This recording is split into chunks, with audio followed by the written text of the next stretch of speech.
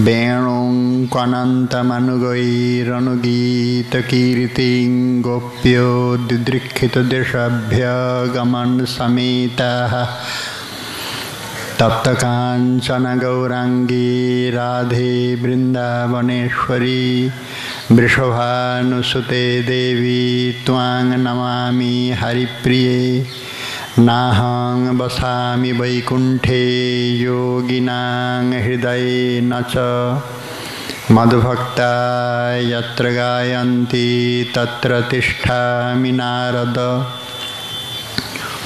तुलसी काननं यत्र यत्र पद्मवनानि च पुराणपठनं यत्र तत्र सन्निहितो हरिः यं प्रव्रजन्त्यमनुपेतमपेतकृत्यं द्वैपायनो विरहकातर आजुहाव पुत्रेति तन्मयतया तरवोभिनेदुस्तं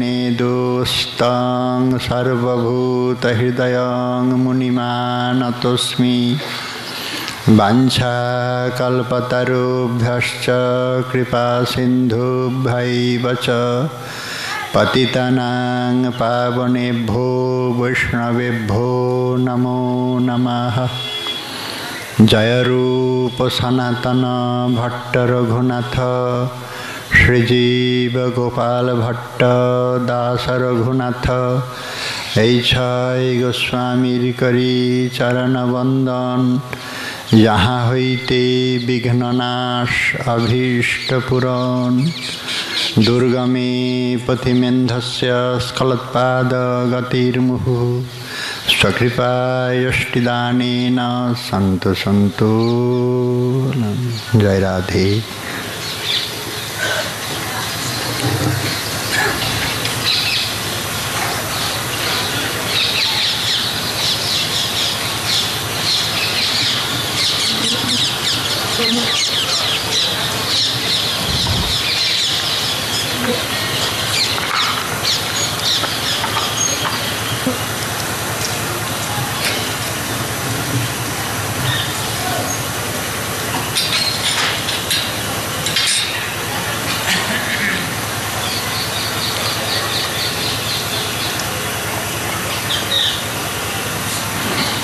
ओम नमो भगवते वासुदेवाय। श्री श्री चैतन्य चरितामृतम् आदिलीलायां चतुर्थ परिच्छेदः। कृष्ण लगी यार सब करी परित्याग कृष्ण सुख हेतु करे शुद्ध अनुराग एवं मदर्थोज्जित लोक वेद स्वानां हि वो मयि अनुवृत्तैवलाः मया परोक्षं भजता तिरोहितं मासुयितुं मार्हत तत्प्रियं प्रियाः। कलिपावन अवतार श्रीमन महाप्रभुर प्रिय परिकर श्री श्री गौड़ीय वैष्णव संप्रदाय आचार्य श्रील कृष्णदास कविराज गोस्वामी ठाकुर विरचित तदीय श्री चैतन्य चरितामृत ग्रंथरत्ने ग्रंथकार आदिलीला चतुर्थ परिच्छेदेर साथे साक्षात्कार दिच्छेन। आमादेर आज साक्षात्कारे महाप्रभुर अवतरणेर अंतरंग कारणेर तृतीय कारण जानानोर जन्य ब्रजप्रीति गोपी प्रीति श्री राधा प्रीति मधुरा प्रीतिर जे समस्त परिचय दितेछेन ताई कतिपय पारेर मध्य विन्यस्त। मधुर रसेर कथा श्री ब्रजधामे बहु विस्तृति स्वयं रसाचार्यगण भरत मुनि के श्रेष्ठ रसाचार्य बोले स्वीकार करेছেন। किन्तु भगवान बोलेছেন যে আমার ব্রজের রস সেহ नहीं जाने। দোহার যে সমরস ভরতমুনি মানে, কিন্তু আমার যে ব্রজের রস, এই মধুরাক্ষ প্রীতি বলে এটা তারা সে জানে না। যারা রসশাস্ত্রের অবগাহন করেছেন তারা অন্তত জানতে পারবেন যে রস কি জিনিস। অন্তত আমাদের লৌকিক বস্তু তো নয়, এই জন্য অলৌকিক রসকে বোঝানো খুব সম্ভব না। এই জন্য সম্ভব নয়, একমাত্র কৃপায় নিদান, আর কোনো সম্ভব না। শাস্ত্রের কঠিন পরীক্ষার সামনে আমাদের নিজেদের জ্ঞানের পরিধি অত্যন্ত সীমিত। এই সীমিত পরিধি নিয়ে সেই দুর্ভেদ্যকে ভেদ করা সম্ভব নয়। তবে এতটুকুই বলতে পারি, সেই ব্রজধাম, ব্রজপ্রীতি, গোপীগণের যে শ্রীকৃষ্ণ প্রেম, সেটা আমাদের জগতে বা পরজগতে পরকীয়া বলে কীর্তিত। একমাত্র ব্রজেই নিয়মিত আছে, অন্যত্র নিয়ন্ত্রিত নয়। কেননা স্বকীয় কান্তা তারা গোলকে, সেখানে লজ্জা, বাম্য, ভয়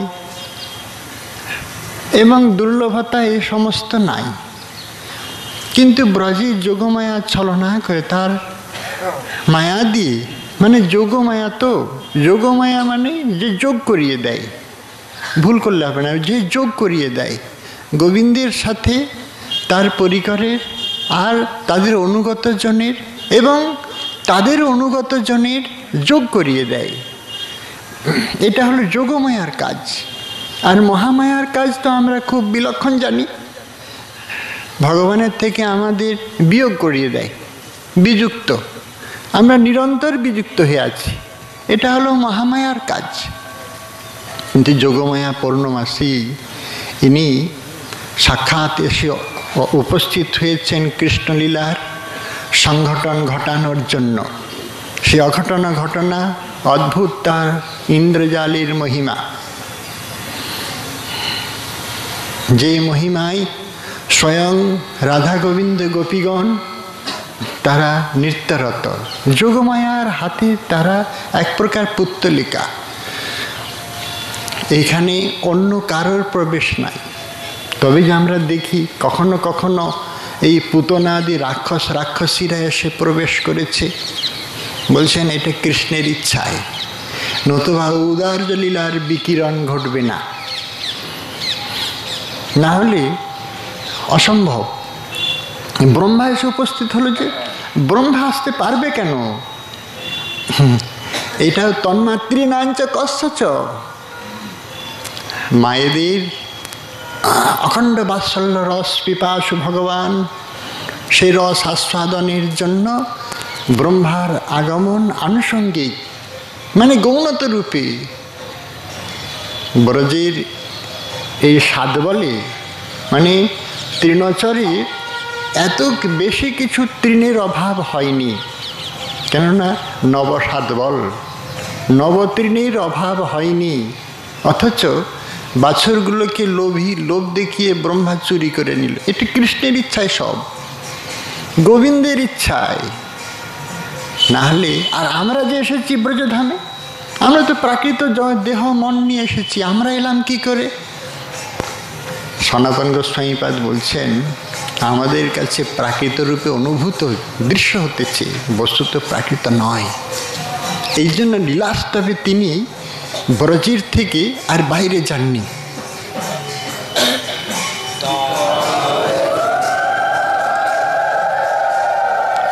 যদি কেহ এই ব্রজধামকে সত্যই সেই রাধা গোবিন্দের লীলাস্থলী, তাদের সেই চরণাঙ্কৃত ভূমিরূপে স্বীকার করতে পারেন, তাহলে জানবেন আমরা কিছুটা এগাতে পারবো। তারপরে তো ব্রজপ্রীতি দাস্য সখ্য বাৎসল্যের নাহি অধিকার,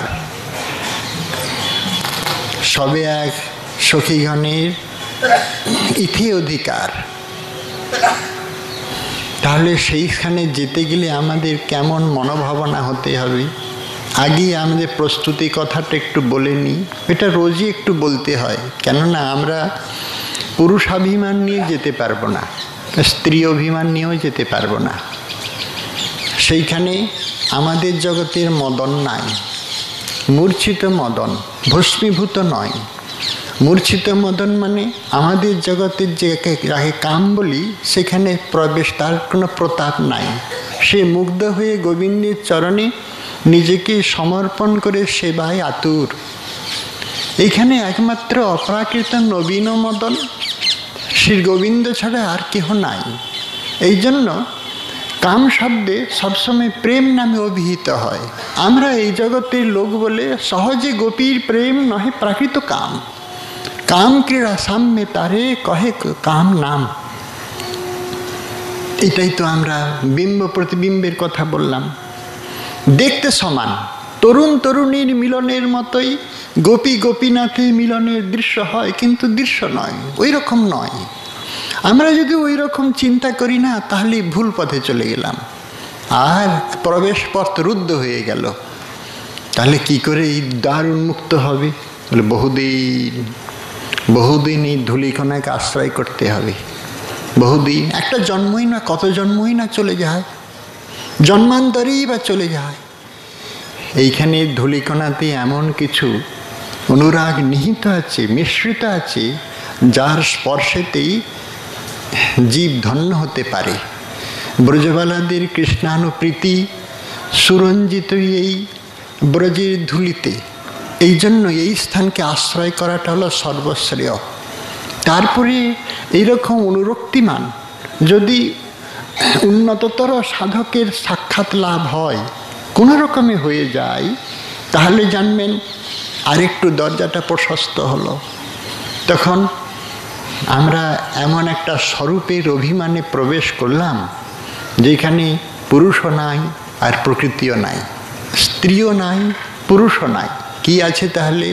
বলে সেইখানে আছে ব্রজসুন্দরীদের অনুগাতা এক কিশোরী, নানা অলঙ্কার সজ্জিতা, মদনানন্দ মোহিনী, সঙ্গীত রস সঞ্জাতাং, ভাবোল্লাস ভারান্বিতাং। এই রূপের অভিমানটা কিন্তু একদিনে তো হয় না, তবে চেষ্টা করা যায়। না হলে মহাপ্রভুর অবতরণের যে কি উদ্দেশ্য, গ্রন্থকার আমাদের শতবার বললেও বুঝতে পারবো না, কত কথা বললেও বুঝতে পারবো না। এখন গোপীগণের কৃষ্ণ প্রীতি, তারা গোবিন্দের সুখের জন্য সব দিয়ে দিতে পারে। সব দিয়ে দিতে পারে মানে, বলে তারা নিজের জন্য কিছু রাখে নাই। তুমি আমার রূপ যৌবন দেখে সুখী হও তো, আচ্ছা। সেই জন্য গোপীরা, ব্রজরামারা, রাধারানী, এইসব সুন্দরীরা নিজেই রঙ্গবৈভবকে আভূষণে ভূষিত করে। গোবিন্দের সুখ হবে বলেই শ্যাম সঙ্গে, কৃষ্ণ সঙ্গে সঙ্গতা হয়। আর গোবিন্দ এই গোপীগণের রাধারানীর সাথে মিলিত হয় তাদের সুখ হবে বলে, অন্য কিছু কারণ নেই। তাদের একমাত্র সুখ হবে বলে। আমাদের জগতের বিপরীত একেবারে। বিপরীত কেন বললাম? লৌহ আর হেম জৈছে স্বরূপে বিলক্ষণ। বিম্ব প্রতিবিম্বের যেরকম ভেদ, ঠিক সেরকম আমাদের জগতের মিলন, আকাঙ্ক্ষা পরস্পরের ভোগ সামর্থ্য এবং উৎকট লালসায় পর্যবসিত হয়। কিন্তু ওই জগতে তাই না। ভালোবাসতে গেলে কি হয় জানেন? ভালোবাসার একটা ধর্ম হলো কি, নিজের স্বার্থ ত্যাগ করতে হবে। স্বার্থ ত্যাগের নামই হলো ভালোবাসা। যাকে ভালোবাসা যায়, ভালোবাসতে হয়, নিষ্কাম ভালোবাসা যাকে বলে। গোপীরা যেরকম ভালোবেসেছিল, প্রতিদানে তো কিছু চাইনি। এটি হলো ভালোবাসার ধর্ম। যাকে আমরা ভালোবাসবো তার থেকে যদি কিছু নিবার আশা জাগে, এতটুকুও যদি কিছু সুখ পাবার, সুখী হবার আশা জাগে, তাহলে কি হবে? ভালোবাসা তখন বিদ্রোহ করে, আমাকে তুমি কলঙ্কিত করলে কেন? তুমি আমাকে নিয়ে এমন করে কালিমায় লিপ্ত করলে কেন? আমার স্বরূপ তো সেরূপ নয়।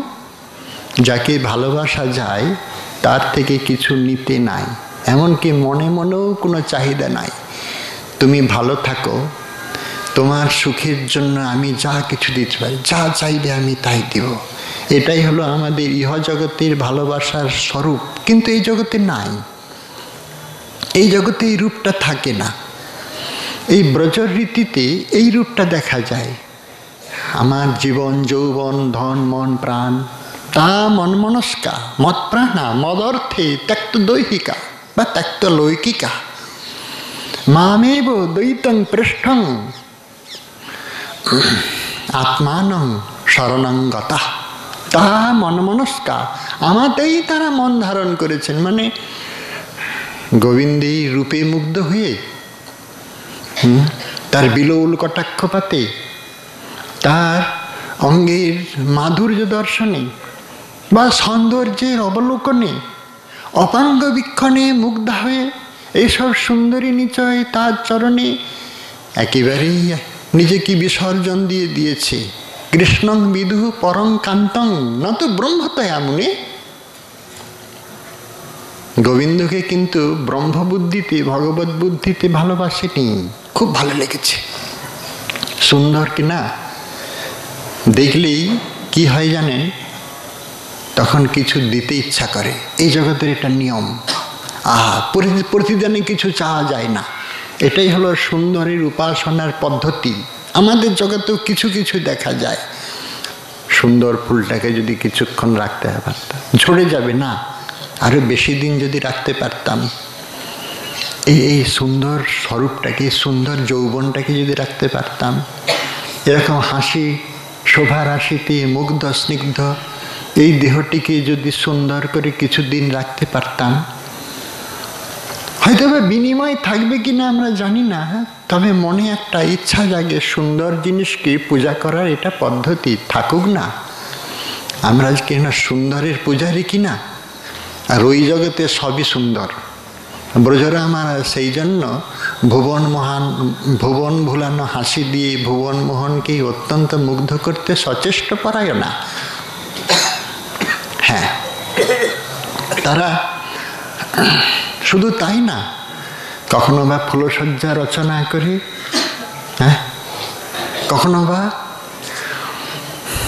তাকে মধুর সম্ভাষণে তার এক নিকটে বসি গোবিন্দের চরণলগ্না হয়ে পদসেবায় তারা হলো দাসী। কখনো বা কণ্ঠলগ্না প্রস্ফুটিত সুগন্ধ পুষ্পের বনমালা নিজ কণ্ঠ হতে উত্তোলিত করে গোবিন্দের কণ্ঠে দিয়ে ঈষৎ সলাজ হাসিতে তার মনোমুগ্ধ করে বসে থাকে সখীর মতো। তখন সে সখী হয়ে যায়, তারা সখীও হয়ে যায়। কখনো বা ঘর্ম লাঞ্ছিত সুন্দর শ্রীবদনকে নিজের চঞ্চল অঞ্চল দিয়ে মুছিয়ে গোবিন্দের শ্রম অপনোদন করতে ব্যস্ত, যেমন জননী স্নেহবতী। কখনো বা গোবিন্দকে উষ্ণ আলিঙ্গন দিয়ে, তাকে চুম্বন দিয়ে। আমরা কিন্তু এই জগতের থেকে এই কথাগুলো শুনলেই বিপদে পড়ে যাব, খুব সাবধান। কিন্তু আমাকে বলতে হচ্ছে, কি করব বলুন।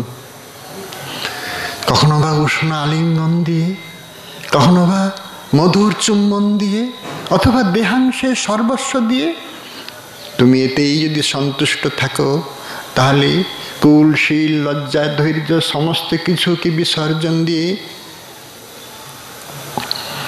সেই তারা নিজেদের দেহকে পর্যন্ত দান করে। তাতে তারা সমর্থ প্রধানা মহিষ প্রেয়সী। সমর্থ প্রধানা প্রেয়সী আর কেহ নাই, সমর্থারতিমতি একমাত্র রায়। সেই জন্য এই নায়িকাগণের যে সমস্ত ভেদ রসশাস্ত্রে আছে, এবার দুর্লভ সংবাদ। একমাত্র শ্রীরূপ গোস্বামী চরণী আমাদের এই সব সংবাদ দিয়েছেন।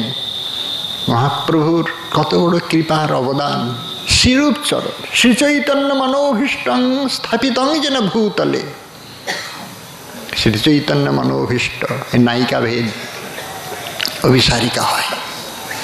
শ্যাম সঙ্গে সঙ্গত হবার জন্য এই কুলবালারা কুল ধর্ম ধৈর্য লজ্জা, হ্যাঁ, সব কিছুকে পরিত্যাগ করে তারা অভিসারিকা হয়, তারপরে বাসক সজ্জা। দেখুন, অভিসার যদি কেউ স্মরণ করেন না, তারা এই জগতে থাকে না। এমনিতে সেই জগতে মনটাকে স্থাপন করলেই জন্ম মৃত্যু পাশাপহানি।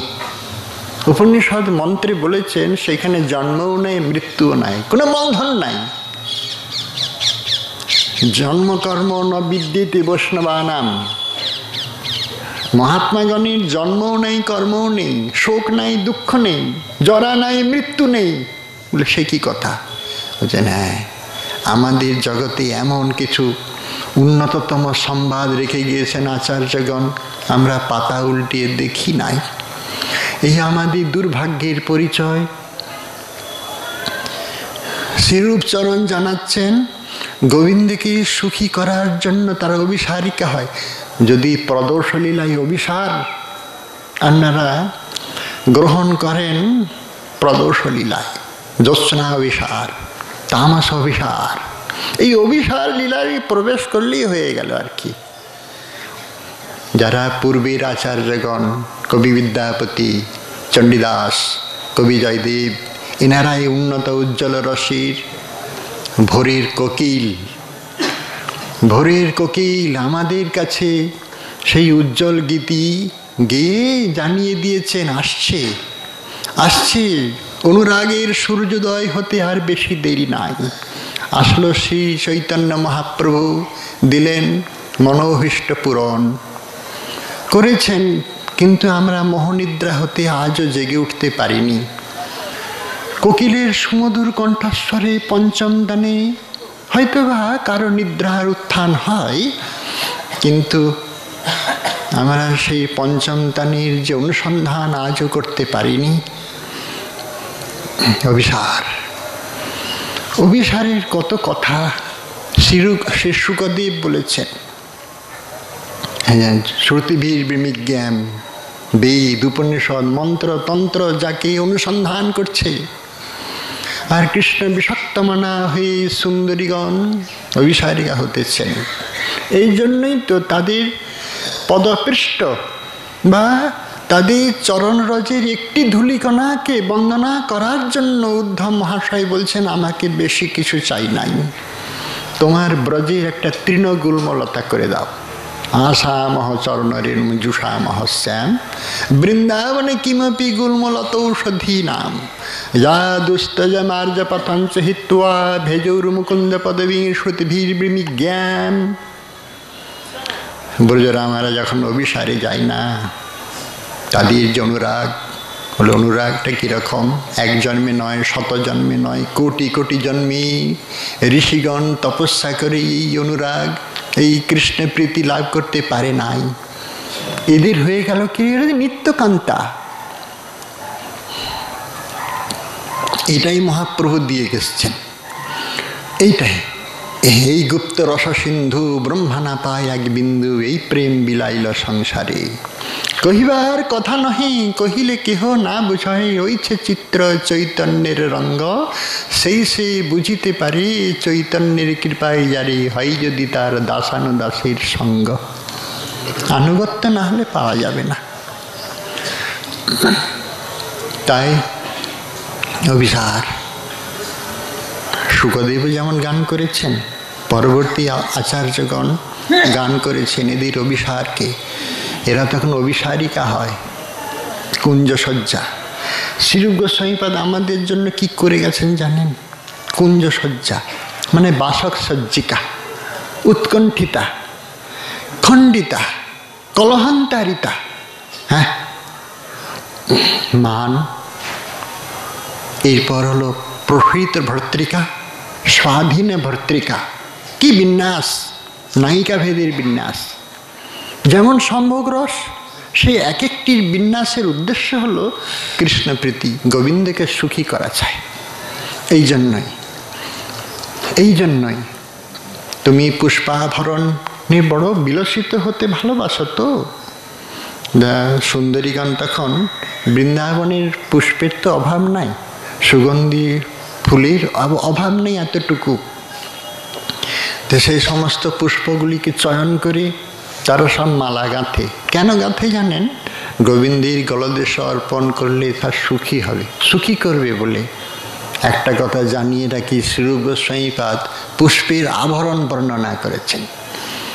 যদি আপনাদের বিশেষ জিজ্ঞাসা থাকে তাহলে কৃষ্ণ গণোদ্দেশ দীপিকায় তার যে সাজসজ্জার বর্ণনা আছে, আমরা মনে করি যে স্বর্ণালঙ্কারেই বুঝি দেবতা বড়ই অলঙ্কৃত হয়, ব্যাপারটা তা নয়। শ্রীরূপ গোস্বামীপাদ এ কথা বলেননি।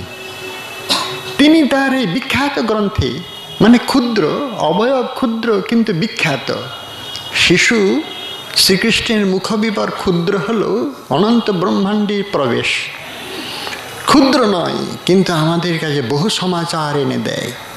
শ্রীরূপচরণ যা জানিয়েছেন, কেউর, উল্লোচ, বালপাশা, কুণ্ডল, গৈরিয়ক, নিষ্ক, অঙ্গদ, বলয়, তাড়ক, তাটঙ্ক, এই যে সমস্ত রীতি, এইগুলো না জানলে, এবং কুঞ্জসজ্জা কেমন করে করতে হয়, বেশ মানে কুঞ্জ গৃহ কেমন করে নির্মাণ করতে হয়, কবে হাম বুঝব সেই যুগল প্রীতি, রূপ রঘুনাথ পদে হইবে আকুতি। না হলে তো হবেন, এইগুলোই না জানলে কিন্তু ওই রাজ্যে যাওয়া যাবে না। অন্তত মনে মনে জানাটাও খুব প্রয়োজন। হয়তো সেই ফুলের সম্ভার আমরা সংগ্রহ করতে অক্ষম, কিন্তু মনে মনেও সংকল্প করতেই হবে। সংকল্প বিকল্প দিয়েই তুই জগৎ সৃষ্টি হয়েছে। সংকল্প না থাকলে কি কিছু সৃষ্টি করা যায়? সেই জন্য মনে মনেও মানসভাবে, মানস নেত্রে অন্তত পূর্ণ মনের ক্ষমতা দিয়ে, মনের ক্ষমতা কেন বলছি জানেন? মনকে অত্যন্ত শুদ্ধ করতে হবে। প্রথম কথা আমি আগেই বলে এসেছি, চিত্তশুদ্ধি না হলে কিন্তু এই জায়গায় যেতে পারবো না। ফুলের মালা তৈরি করতে গিয়ে আমরা অন্য কিছু মালা তৈরি করে, ঘরের মালা তৈরি করে দিব।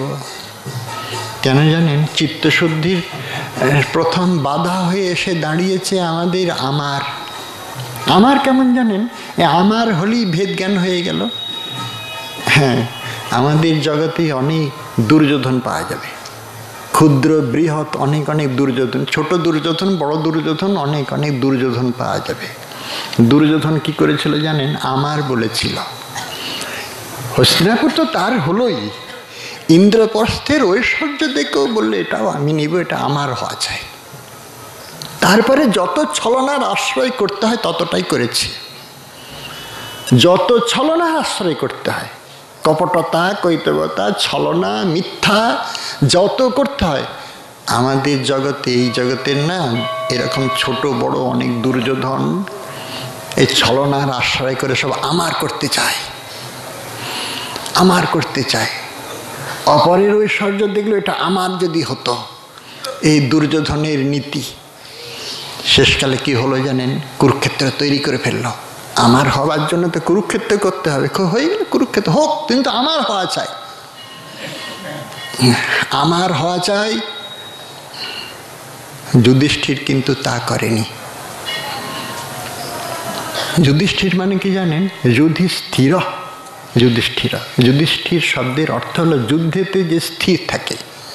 কিন্তু কুরুক্ষেত্র সমরে তার যুদ্ধের কোনো বিক্রম দেখা যায় না। প্রকাশ পেয়েছে কি? সে কি এমন যুদ্ধ করেছে? কোনোই তার শৌর্য বীর্যের ঘটনা শোনা যায় না। তবে সে যুধিষ্ঠির কিসে? এই কুরুক্ষেত্র অনক্ষেত্রে নয়, সে জীবন যুদ্ধের এই ভয়ঙ্কর অনক্ষেত্রে সে স্থির, অবিচলিত। ধর্মরাজ যুধিষ্ঠির সত্য, নিষ্ঠ, ন্যায়, উত্তম শ্লোক। যক্ষের হাত হতে পাণ্ডবদের রক্ষা করেছে যুধিষ্ঠির। তো জিজ্ঞাসু যক্ষকে সেই যথাযথ প্রশ্নের উত্তর দিয়েছেন। আমরা হলে পারতাম না। আমাদের ভাইগুলোকে এমন করে মেরে দিয়েছে, আমি তোমার সঙ্গে কথা বলবো, এই প্রশ্নোত্তর করব, আগে তো প্রতিশোধ নিই।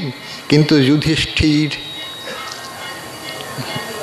এত বড় অপমান হয়ে গেল, কিন্তু স্থির, শুধু বলবার অপেক্ষা। আর 4 জন পাণ্ডব তারা তৈরি যুদ্ধ করার জন্য। ভরপুর সভায় পাঞ্চালীর এইরূপ অপমান, স্থির। এটাকে আমরা চিন্তা করতে পারি? সেখানেও সে স্থির। বিরাট সভায় ওই একই অপমান হয়েছিল পাঞ্চালীর। শৈরেন্দ্রী রূপে পাঞ্চালীর অপমান করেছিল কীচক। সেখানেও বল্লভ রূপে যুধিষ্ঠির স্থির হয়ে আছে। যেখানে বনবাস হতেছে, এত নিদারুণ যন্ত্রণা দিতেছে, এখানে অজ্ঞাতবাস, এই কঠিন পরীক্ষার পরিচয়, সেখানেও সে প্রতিটি পদক্ষেপেই সে স্থির। কেন স্থির? গোবিন্দ, এসব তোমার, আমার না। এসব তোমারই পরীক্ষা। তুমি আশীর্বাদ করো যেমন পরীক্ষায় উত্তীর্ণ হতে পারি। এই জগতে দুর্যোধন ছোট বড় মিলবে, কিন্তু যুধিষ্ঠির মেলা বড় ভার। তার মানে এসব তোমার, তোমার দেওয়া জিনিস আমার উপরে ন্যস্ত। পোষ্য পরিবার পরিজন, পুত্র কন্যা যতজন, এরা সব আমার উপরে দায়িত্ব, আমার দায়িত্বে। আমি যতদিন বেঁচে থাকব নির্মম হয়ে এদের পালন করব। তাই বলি এইরকম করে যারা সংসারে থাকে না, তাদের বন্ধন প্রায়শ মুক্তি হয়ে যায়। কেননা আমার তো নয়, যুধিষ্ঠিরের পথ অবলম্বন করে আছে।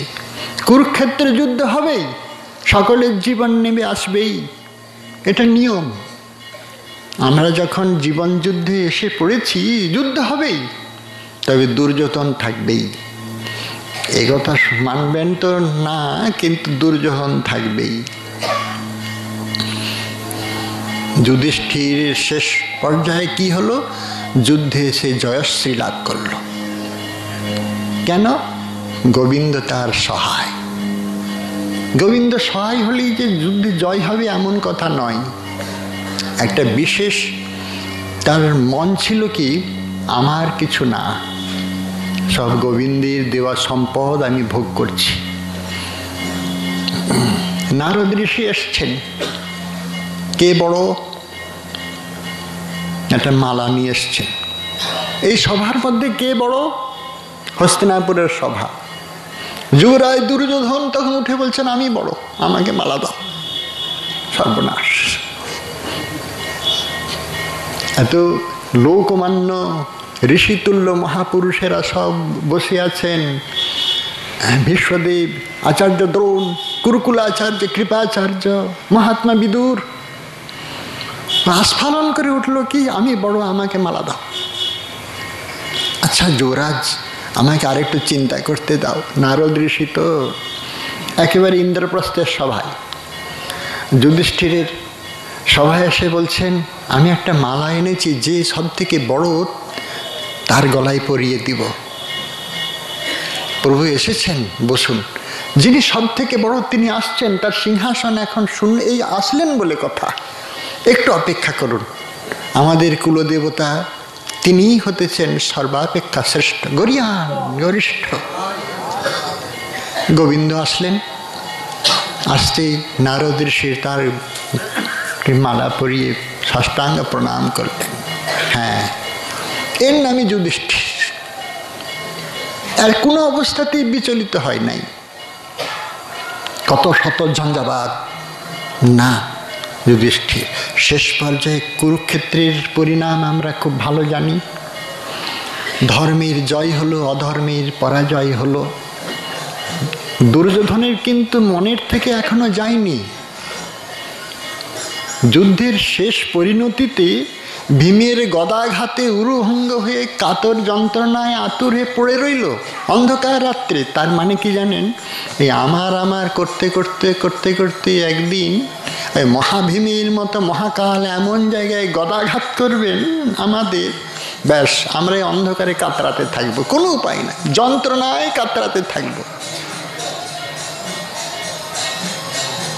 আর যে যুধিষ্ঠির হতে পারতাম, সব গোবিন্দকে যে দিতে পারতাম, তাহলে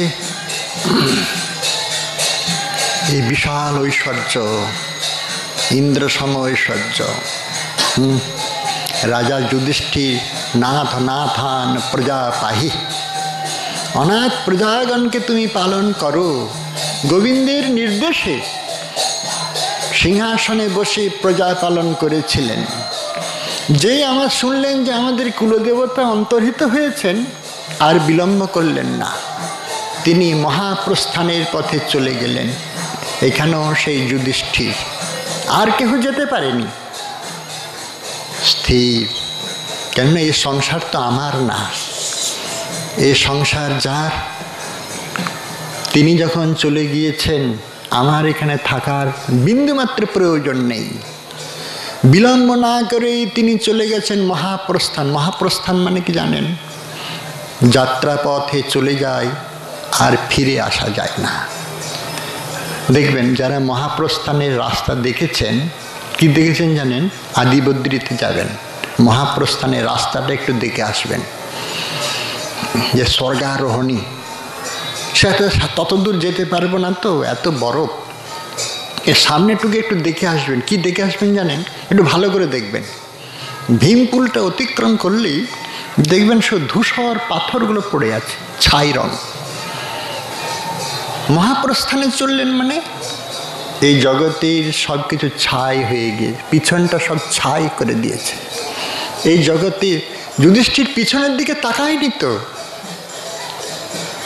সব ছাই। ওইখানে রঙগুলোই ওই রকম ধূসর। এই জগৎ সব ছাই হয়ে গিয়েছে। হ্যাঁ, যাকে বলে ছাই রং, সব ধূসর। মহাপ্রস্থান যেতে গেলে, গোবিন্দের চরণে একান্ত হতে গেলে পিছনের দিকে তাকালেই গেল। পিছনের দিকে তাকালে আর হলো না। এই জগৎ তখন তো ছাই হয়ে, ছাই করে দিয়েছেন মানে আমার বলে কিছু নেই তো। এই জন্যই তো ছাই হয়ে গিয়েছে, আমার বলে কিছু নেই। আমি এখন চললাম, একে বলে মহাপ্রস্থান। যুধিষ্ঠির একমাত্র গোবিন্দের সে স্বর্গারোহণের পথে চলে গিয়েছিলেন। যে কথা আমরা বলতে শুরু করেছিলাম, সে হলো মনকে শুদ্ধি করা, চিত্ত শুদ্ধি করা। চিত্ত শুদ্ধি করার উপায় হলো এইটি, আমার কিছু নয়, সব তোমার। তোমার দেওয়া জিনিস আমি গ্রহণ করেছি মাত্র। যতটুকু প্রয়োজন এতটুকুই আমার অধিকার। অধিকার তুমি দিয়েছ বলেই আমি স্বীকার করতে বাধ্য হয়েছি। মহাপ্রভু কি আর কথাগুলো না বুঝে সুঝে বলে দিয়েছে? অন্তত এই যারা বিবিক্ত মার্গের সাধক, তাদের জন্য কত কঠোর নিয়ম আইন করে দিলেন। মাগিয়া যাচিয়া করো উদর ভরণ। হ্যাঁ, মেঘে যেছে, অন্তত গৌড়ীয় বৈষ্ণবরা মেঘে যেছে উদর ভরণ করে। কেন জানেন? কারোর দরজায় যদি যাওয়া যায় তাহলে অহংকারটা দূর হয়ে যায়। আমি রাজার ছেলে, ধনীমানী ঘরের ছেলে, যখন ভিক্ষার ঝুলি নিয়ে দাঁড়াই তাহলে অহংকারটা দূর হয়ে যায়। আমার বলতে, আমি বলতে এইরূপ আর অভিমান থাকে না। ভিক্ষার দ্বারা যার জীবিকা, তার আবার অভিমান কি গো? এক টুকরো রুটি খেয়ে যার জীবন বেঁচে থাকে, তার আবার মাদকতা কি গো? মহাপ্রভু খুব হিসাব করে কথাগুলো বলেছেন। গ্রাম্য কথা না কহিবি, গ্রাম্য কথা না শুনিবি। তার মানে এই গ্রাম্য কথার এমন একটা মাদকতা আছে। মাদকতা মানে কি জানেন? আমাদের চিরাচরিত বহু জন্মের অভ্যাস। গ্রাম্য কথা এমনি দেখবেন গোবিন্দ গুণগাথা শুনতে শোনাতে বেশ ক্লেশ অনুভব হয়, অভ্যাস নাই তো। আর যখন নিজেদের ঘর সংসারে ছেলে মেয়ে ওইটা, তারপরে কি হলো, কি হয়েছে, তারপরে একটু বলো তো, সে গল্পের আসর বুঝে গেল, একবার গল্পের আসর শুরু হয়ে গেল। এর একটা মাদকতা আছে, এর বেশ ভালো মাদকতা আছে। মহাপ্রভু বলছেন খবরদার, খুব সতর্ক, শুনবেও না বলবেও না। তাহলে কি বলবো? বলে চুপ করে থাকো, সব থেকে মৌন হয়ে থাকা। হ্যাঁও বলবে না, নাও বলবে না, নিন্দাও করবে না, স্তবও করবে না। হ্যাঁ, নিন্দতি যস্তৌতি স্থানাৎ ভ্রষ্টা পতত্তধা। যে নিন্দা করে বা যে স্তব করে সে নিজ নিজ স্থান হতে অধঃপতিত হয়। সব থেকে শ্রেষ্ঠ উপায় হলো নীরবে সব কিছু দেখুন, সব কিছু জানি, সব কিছু দেখে শুনে চুপ করে থাকা। এটা হলো বাঁচবার সরল কথা, সরল উপায়। কোনো পক্ষ নেওয়ার প্রয়োজন নাই, বিপক্ষ সপক্ষ কোনো প্রয়োজন নেই। হ্যাঁ, আমরা এবারে গোপী প্রীতির মধ্যে আসবো। এরকম শুদ্ধা যদি করতে হয়, যদি মনটাকে কেউ এরকম করে শুদ্ধিকরণ করে, মনই তো শুদ্ধ হবে। ভজন কিন্তু দেহের দ্বারা হয় না। তারপর আমাদের হরিনাম দিয়েছেন, খুব উচ্চেশ্বরে হরিনাম কীর্তন এই সমস্ত। আমরা কলিহত জীব তো এই পুষ্কল মনির প্রভাব দিয়ে এই মানস নেত্রে যেতে পারবো না ওই রাজ্যে। সেই জন্যে তোরা বাবা তো পারবি নে, তোরা এক কাজ কর, হরিনাম কর। নিচে গিয়ে আর যারা হরিনাম করে দেখবেন নাচে গিয়ে যতক্ষণ করে না, আবেশে যখন করে ততক্ষণ মনটা অতি আবিষ্ট থাকে, অতি আবিষ্ট থাকে। যখন কীর্তন হয় না, উচ্চস্বরে হোক নিজের, তখন অতি আবিষ্ট থাকে। আর যদি কীর্তন করতে করতে করছি মনটা অন্যত্র চলে গেল, তাহলে তো হলো না, তাহলে তো হলো না। এই জন্য প্রাথমিকভাবে প্রাথমিক সাধককে প্রথমে শব্দ করে করে কীর্তন করতে হয়, যাতে কানেতে শব্দটা আসে। যদি ঘুম আসে তাহলে দাঁড়িয়ে দাঁড়িয়ে কীর্তন করতে হবে। আগের মহাত্মারা করতেন কি, ঘুম আসার সাথে সাথে চোখেতে সর্ষের তেল দিয়ে দিত। তাতেও যদি একটু আবেশ আসতো তাহলে লঙ্কা ঘষে দিত। আমরা পারবো না। এ শুনেছি স্বপ্নের মতো মহাত্মাদের এই বিরল চরিত্র। একজন মহাত্মার দর্শন ভাগ্য হয়েছিল, যাতে না ঘুম আসে নিজের এই শিখাটাকে দড়িতে বেঁধে রাখত। টান পড়বে, আমরা পারবো তো? পারবো না। এ আমাদের কাছে সব বিরল চরিত্র।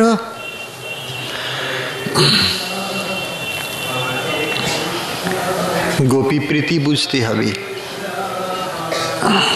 রাধারানী গোপীগণ গোবিন্দের সুখের জন্যই সর্বদা সচেষ্ট, এক মন প্রাণ, তাহা মনমনস্কা মত প্রাণা, মানে গোবিন্দই তাদের প্রাণ।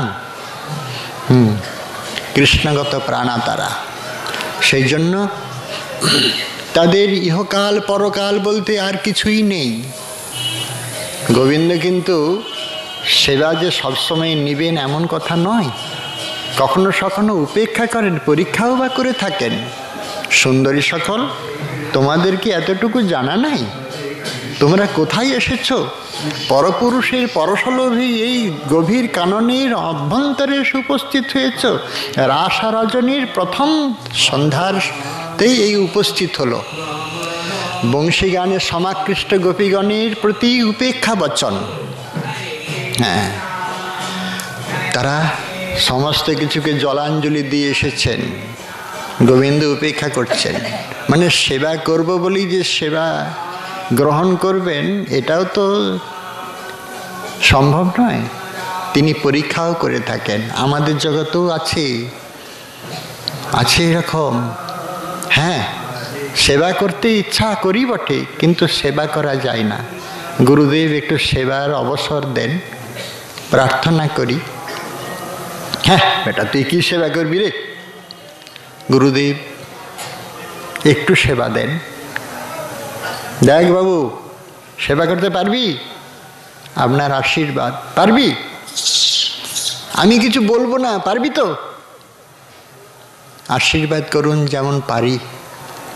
গুরুদেব কিছু কথা বলবেন না, কিন্তু কি চায় না চায় শিষ্যকে জেনে নিতে হবে। কি কঠিন সাধনা বলুন তো। পারবো আমরা তো?